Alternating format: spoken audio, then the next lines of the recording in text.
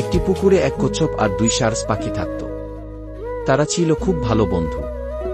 এক গরমের দিনে পুকুরের পানি শুকাতে শুরু করল। সারসরা বলল, বন্ধু কচ্ছপ, যদি পানি না থাকে আমরা অন্য পুকুরে উড়ে যাব। তুমি কি করবে? কচ্ছপ চিন্তিত হয়ে বলল, আমার তো উড়ার ক্ষমতা নেই, এখন কি করি?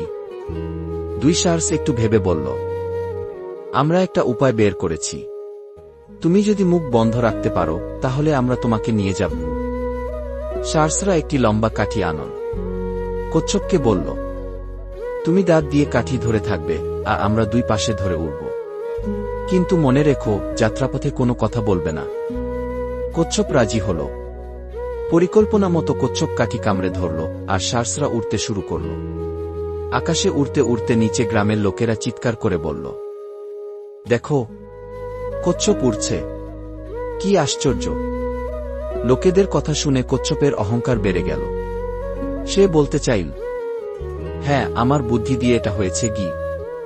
কিন্তু মুখ খোলার সঙ্গে সঙ্গে সে নিচে পড়ে গেল এবং প্রাণ হারাল।